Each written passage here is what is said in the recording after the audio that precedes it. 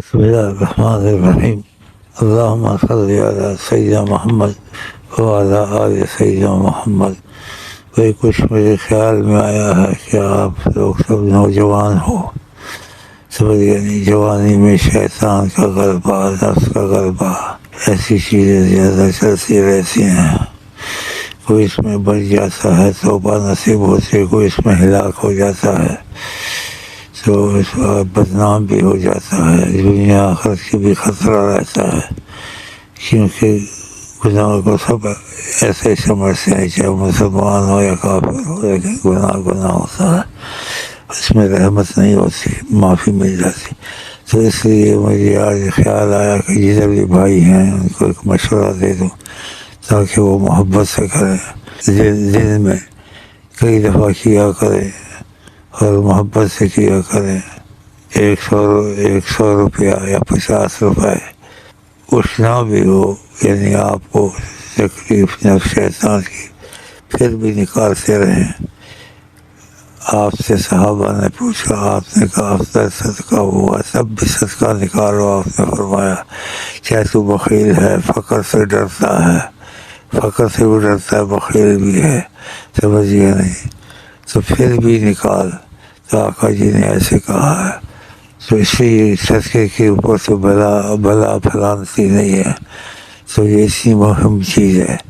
تو اس کو اپنی زندگی میں اس کا ہمیشہ جاری رکھے، اوروں کو بھی سکھائیں،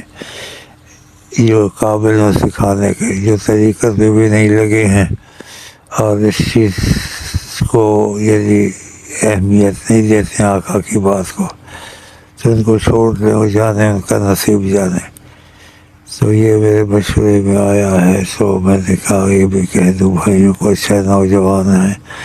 تو دن میں 5-6 دفعہ 7 دفعہ زیادہ بھی نکال سکتے ہو، کم سے کم نہیں تو 50 روپیہ، 100 روپیہ، 20 روپیہ، جو تمہاری مرضی ہے، دن میں کئی دفعہ کر لیا کریں۔ کوئی وجہ نہ بھی ہو، وجہ کو نہ دیکھیں کہ اللہ تعالیٰ ظاہری باطنی مصیبتوں سے محفوظ رکھ، تو یہ نکالتے رہیں، کیونکہ نبی کریم کی بات کو بہت اہمیت دینی چاہیے، حد سے زیادہ۔ یہ نبی کریم کا طریقہ ہے اور یہ آپ نے امت کو سکھایا ہے، تو ان کو طریقے کا پتہ نہیں ہوتا، وہ کہتے کہ کوئی وجہ ہو تو وجہ یہ ہے کہ وہ وجہ ہونے سے پہلے ہی نکل جائے، چاہے یا وجہ ہو تو نکلے، یا سر پر ہتھوڑا لگے تو خود نکلے، اچھا، یا سر پر ہتھوڑا نہ لگے، ہتھوڑے سے پہلے بچا ہو جائے، یہ ایک ڈھال ہے، اور یہ نبی کریم حکمت والے رحمت للعالمین ہے، تو ان کا یہ طریقہ ہے۔ تو اس لیے آپ لوگوں کو میں نے یہ کہہ دیا ہے اور اپنی آواز میں کہہ دیا ہے، تاکہ آپ کو شیطان وسوسہ نہ ڈالنے کے، جو کہنے والا ادھر کہہ رہا ہے شاید خود ہم کو تعلیم دے رہا، وہ تعلیم نہیں دے رہا، اس سے آپ کو پتہ چلے گا میری آواز سے کہ شیخ ہم پر کتنا حریص ہے ہماری خیروں کے لیے، اس لیے آپ پر خیریں آئیں گی۔ تو وقت سے پہلے انتظام رکھیں اپنا، بھائیوں کو بھی سکھائیں، اور کچھ نہ کچھ نکالیں، 100 نکالیں، 50 نکالیں، بھی نکالیں ضرور دن میں۔ تو یہ حکم نہیں ہے، مشورہ ہے، تاکہ یہ محبت سے نکلے تمہارے دل سے، اپنی حفاظت کے لیے، اور یہ طریقہ بڑی سرکار کا ہے، تو ان کا طریقہ آپ کو سکھا رہا ہوں، آپ اوروں کو بھی سکھائیں۔